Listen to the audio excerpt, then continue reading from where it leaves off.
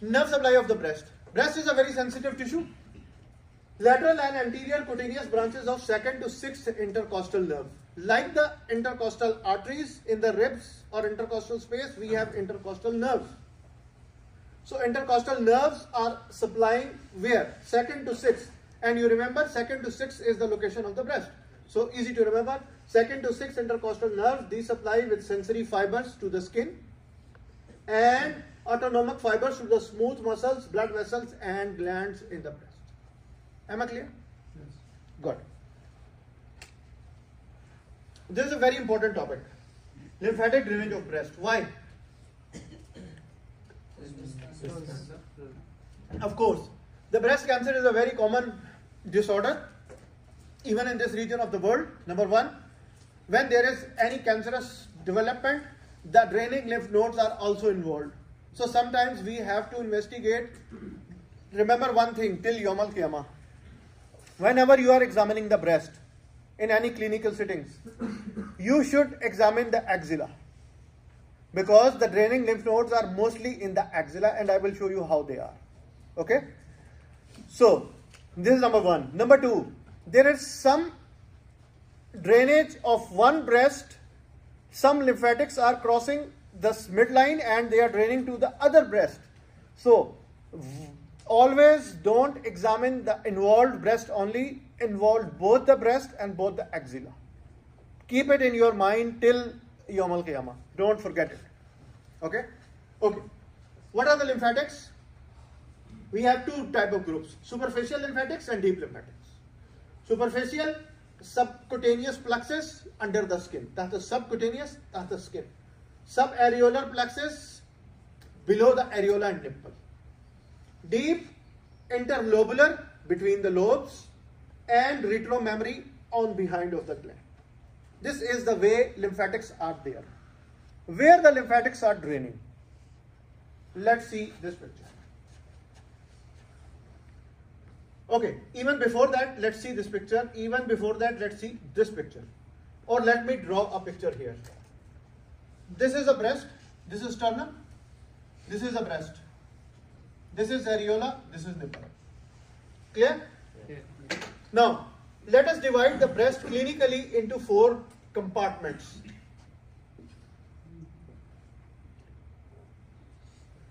Superior, lateral. Inferior, lateral. Superior, medial. Inferior, medial. Easy? I told you breast has a tail. So let's draw a tail here. Good? Where is axilla? On the lateral side. So here is axilla. Contains a lot of lymph nodes in the form of groups. Anterior group, posterior group, central group, medial group, lateral group, apical group. These are the groups of lymph nodes in axilla on both the sides, of course. They are known as axillary lymph nodes. Now, this superior, okay, plus there is a small part here in the breast. So this and this, all of them, they go into anterior lymph node of axilla. I'm going very slow repeating. Don't worry. This sternum, this is breast. I divide it clinically into 4 different quadrants. Upper and lower, you know now. So this part, this part, this part and this part. And of course this part is draining into this draining into anterior group of axillary lymph nodes. This upper part, the anterior group is very far, so it will go into the apical group of axilla, apex of the axilla. Again, this and the central part will go to anterior, the uppermost will go to the apical, the tail will go to the posterior group of axillary lymph nodes. Again, see here. This is the nipple areola. Here is the compartments. Superior, inferior go to anterior, uppermost apical, tail will go to posterior. Okay. What about this side? Here we have a blood vessel, internal thoracic artery. Around the internal thoracic artery, we have lymph nodes, internal thoracic lymph nodes. So this side will drain here. Good? Good. So this side will drain here, internal thoracic. Some lower part here. Here is a diaphragm. Do you know diaphragm? Yes. After the diaphragm, we have subdiaphragmatic lymph nodes or anterior abdominal wall lymph nodes. So this part will drain here. Plus, I told you there is some crossing of lymphatics from right breast to the left and left to the right, vice versa. So there are some lymph nodes going here, lymphatics, and some lymphatics coming here. Understand now? See this theoretical slide now to make your life less miserable. I cannot make it easy. I am only here to make. By the way, I have a video channel. The title is hashtag to make your life easy. Okay, I have created a channel. Ahmed will tell you the details. Okay, you will find this lecture in the evening if Ahmed cooperates with me. I hope. Okay, for the clinical purpose, the breast is divided into 4 quadrants. The lateral quadrants, superior and inferior, and the center drain into anterior pectoral axillary lymph nodes. So what he is saying of this towards the anterior. Good. The medial quadrant, superior, drain into internal thoracic, which lie along the internal thoracic artery, which is a branch of subclavian artery. The inferior medial part is drained by lymphatics, which pass into the subdiaphragmatic lymph nodes and lymphatics in the linea alba of anterior abdominal wall, anterior sheath. Some lymphatics from medial part of the breast may pass to the opposite breast. That is the reason I told you whenever you are examining a breast, examine the relevant breast with axilla. Then when you finish, examine the other breast and the other axilla also. It's mandatory. The uppermost part drains into the apical group and the tail drains into the posterior group.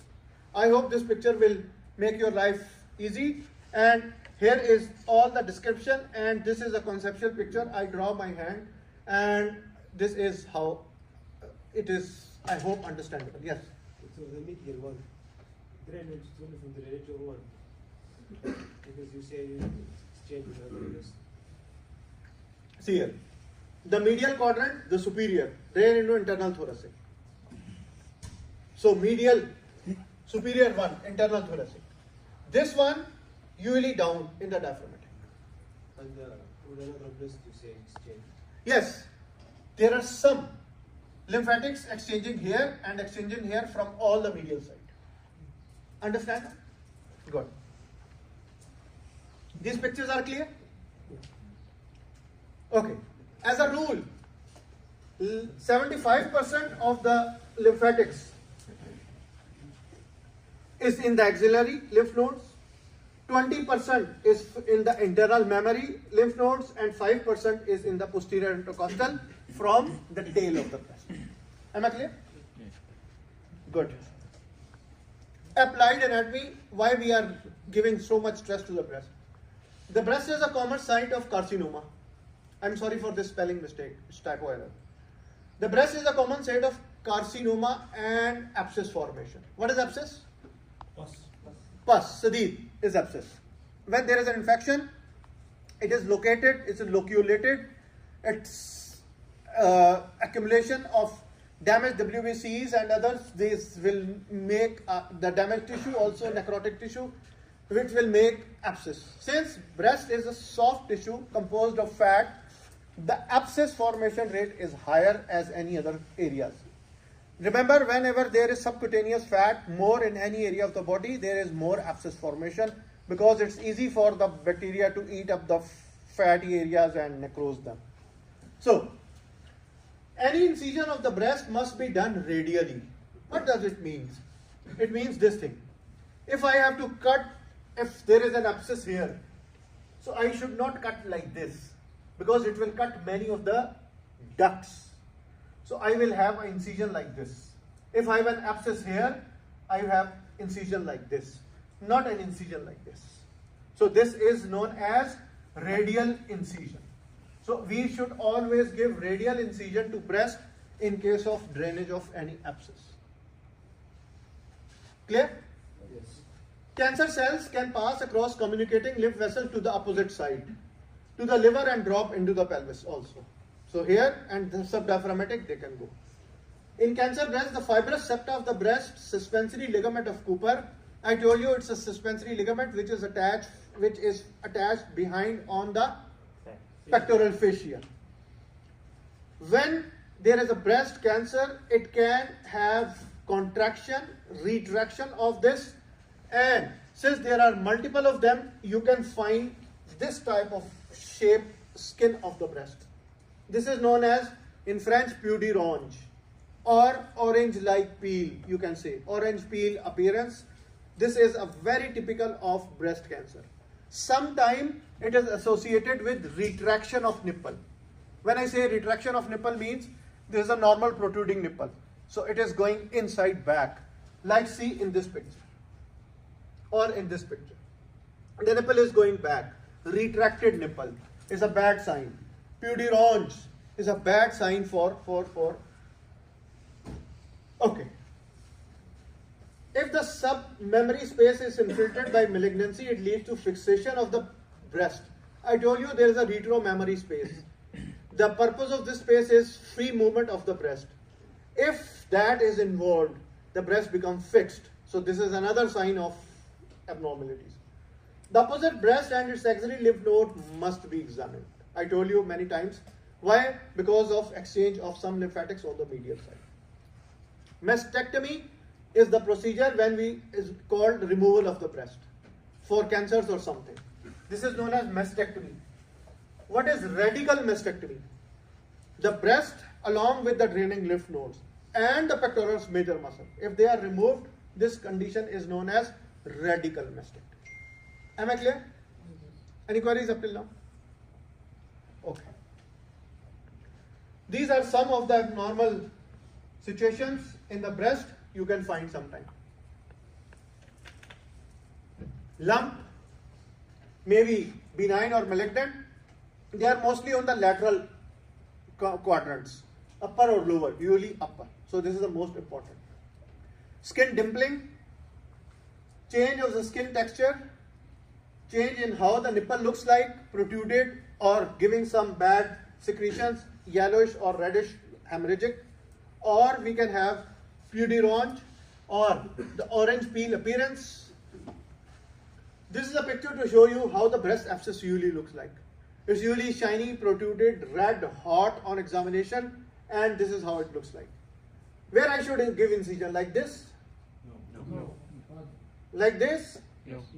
Yes, radial incision, because this incision will damage the underlying structure and I don't want to damage the, of course, in this direction maybe one or two will be damaged, but in this direction multiple damage will occur. Backslide, okay. This one or this one? This one? Discharge from the nipple. You should, whenever you are examining, you should see any discharge from the nipple. Usually hemorrhagic in cancers. Clear? Radial incision? Okay. Breast development. Very easy, in 5 minutes I will cover. See this picture first before the theory. See the picture first. This is a developing fetus, Janine. In the intrauterine life, initially, in the early life, we have a line here, a crest, an elevation in the epidermis, or the initial first layer. This is known as mammary line. So we have two mammary lines, one here, mammary lines. After some time, this part of line and from here, they disappear and only a small part of the line is normally available. So this disintegrates or disappear and only the middle part is remaining in the thoracic region, which is going to develop into the breast. How? This is the skin. This is the epidermis. It will proliferate and go deep. Deep, I mean from here it will go inside deep. When it goes inside, there is surrounding connective tissue. The connective tissue in a fetus is known as mesenchymal tissue or mesenchyme. So it is growing where? Into the mesenchyme. So this is mesenchyme, and this is epidermis. Now it is growing deep. Once it will go deep, initially it's a bud-like, then it will make multiple side growths. Then in the side growths, we will start lumens, and ultimately you will find this type of luminization or canalization. Yani opening like in a tube, canalization. If you imagine, this looks like a good alveolus now. So this is happening in all 20 areas where, because we have 20 lobes. Understanding my points? Yes. Good. What happens on the tip? There is a depression. It is called a pit. Pit, P-I-T, pit. This pit is connected to the canalized vessels, and later on this will transform into nipple. This is how a breast is developed. See the theory now. During the 4th week, bilateral bands of thickened epidermis or ectoderm called mammary lines or mammary ridges. Clear? At 7th week, these lines extend vertically from axilla to the inguinal region. This is the inguinal region. From axilla to the inguinal region. These are mammary lines. Shortly after that, mammary line disappear except for small area in the thoracic region to develop into the breast. By the end of prenatal life, yani near birth or after birth, sprouts canalize and form lactiferous ducts.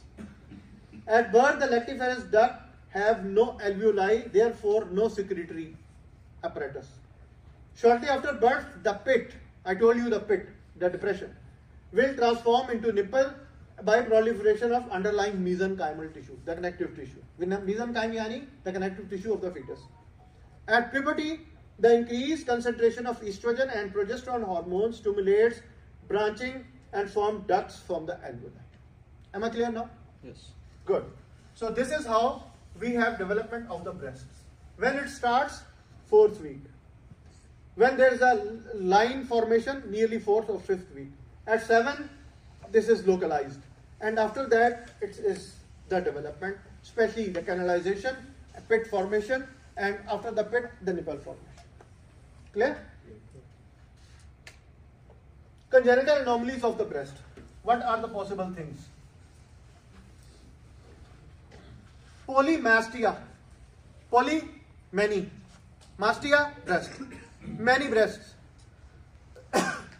If unfortunately a female or male has more than one breast, more than 2 breasts, where they should be? 2 here, 1 here? No. Never. In the line. In the line. Okay? So it can be even in axilla, because the line extending from axilla. And then even into up till the groin. So you should be careful on this line. Number 1. So polymastia, accessory breast along the mammary lines, like this and this. Accessory breast may be there. Amastia, no breast formation. A, no. A breast, amastia, no breast formation. Micromastia, small breast formation. There is a condition known as Poland syndrome, where I told you there is a situation when we even don't have pectoralis major muscle formed. In such cases, associated breast may not be formed. So amastia or micromastia. Macromastia, big breasts are formed. Congenital hyperplasia, this is the cause. Polythelia. Thelia means nipple. So many nipples. Where they should be? In the line. On the line, of course. So polythelia, accessory nipple along the mammary line. Macromastia, big size of breast. A child is born with big breasts and the condition is hyperplasia. The cause is hyperplasia. دكتور Well, micro mastia small and undeveloped. underdeveloped breast, small. Okay. See this condition? Polythelia, this is a normal breast. Excuse me. This is a normal breast. In the line, we have extra nipple. So polythelia. Athelia, no nipples. Athelia. Athelia is absence of nipples and areola with presence of breast tissue in an 18-year-old female. This is the case. She has developed the breast, but unfortunately the epidermis, the pit, is not well formed, so nipple and areola is not formed. This is known as athelia. Thank you very much. Shukran.